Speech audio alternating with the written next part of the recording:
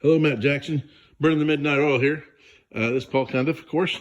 And what I wanted to show you was fuel tanks finally in their final resting place. I worked the last couple of days, not all day, but I worked the last couple of days just getting all this finalized. And I did my final adjustment work, finessing these things. I did that. I didn't charge you for it because these things were just getting outrageous because they've been such a pain in the ass. We built them initially to go right where the seat was, and then we decided to move the seat back. So then these guys had to get moved back, and you can see that right there is where your old tank used to mount. So that was basically the edge of your old tanks. That's how far I moved it back, a good 4 or 5 inches. So in order to do that, of course, we had to pull the tanks back out because we hadn't realized there's this mount right here, and we initially were this for the rod for the trim tabs. So initially, we were going to just move that mount back out of the way of the tank. Turns out the only way to assess the bolts that hold that mount in place is from the backside of this piece of aluminum here. Those bolts don't go all the way through the stringer, so we would have to take this whole assembly off in order to move that back. So we said, no, we pulled the tank out, we nipped the corner of the tank and welded it back together.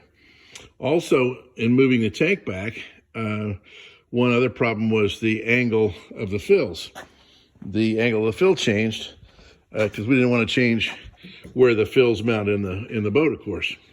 So we had to cut, and we'd made 2 1/8 inch special 2 1/8 inch barbs because there was a 2 1/8 inch hose from the filler to the tank. All right, and now it's a 2-inch hose. The reason it's a 2-inch hose because a Coast Guard approved fuel fill hose, they don't make it in 2 1/8. Your grandpa used an exhaust hose, and obviously that worked well, but we didn't feel right about putting something that wasn't rated for fuel fill in your boat and compromising your safety.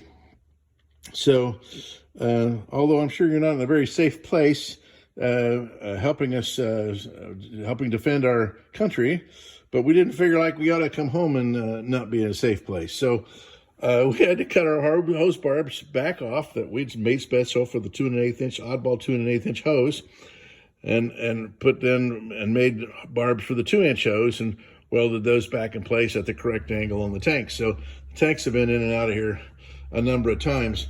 The next thing we had to do, of course, was the fittings out here, which are really sexy for fuel fill. They pop open and all that good stuff. Those guys, let me get this guy pulled out of here if I can. Okay. I've not got it tightened in because I say the installation is complete. We haven't tightened this in because we have to do the final coat of varnish out here. And this has to be out for that purpose. So there was some copper sweated to this flange. This is kind of 3 pieces. We have copper, and we have a flange, and then we have this cap. So we had to re-sweat the copper on the flange and rotate it. Then this diameter right here was 2 1/8, but now our new hose is 2-inch. Our proper hose is 2-inch. So we had to get 2-inch copper exact from McMaster Carr, then sweat that into place. And then when we were tightening the cap onto the flange, this part right here kept landing right above this screw hole, so we couldn't get a screw in. So anyway, I ground down the flange so that this would make enough turns to actually miss this hole so we could mount using the screw hole. The other thing is this thing was not gasketed, so if gas sloshed in the tank and up the fill hose, there was really nothing to keep the fuel from seeping out between the flange and the cap. The cap was shut. There was nothing to keep the fuel from seeping out between the two. So there we go. So got all that fixed today as well. Both sides, had to do that to both sides. So, and then strap the tanks down. We put you see this black mat right here? That's black, actually horse stall mat, to keep the tanks basically floating inside the boat and not fastened tightly down to the boat to inadvertently become part of the structure of the boat. So I want to show you that's finally done. I wanted to tell you that we also, of course, have installed your fuel filters. Those are spin-on water separating fuel filters, and they're much more effective here. They're accessible here. Your old ones were actually under your seat. These 3 acorn nuts on each side, that's where your fuel pumps are. Your fuel pumps are supposed to be within 12 inches of your engine. So we've met that requirement now. And they're all wired. And with the exception of about 3 feet of hose here from this fuel pickup to the fuel filter, we've got all that plumbed in. Our next focus is going to be replacing these water lines. There's a water line actually that goes to your, there's 2 water lines that go to your, 3 lines total that go to your transmission, your V-drive. You have, I believe it's 1 inlet and 2 outlets.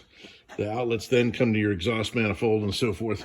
But we gotta change those hoses. The 1 inlet hose was particularly badly rotted right here at this end. So we got those to change, and then we'll move on to reworking this exhaust in stainless, because there's actually quite a few patches on these steel ones. Actually, there's some daylight right here that you can see, and then you can see the patches here. I know you're aware of them. So anyway, we're going to start to work on that as well in the next focus.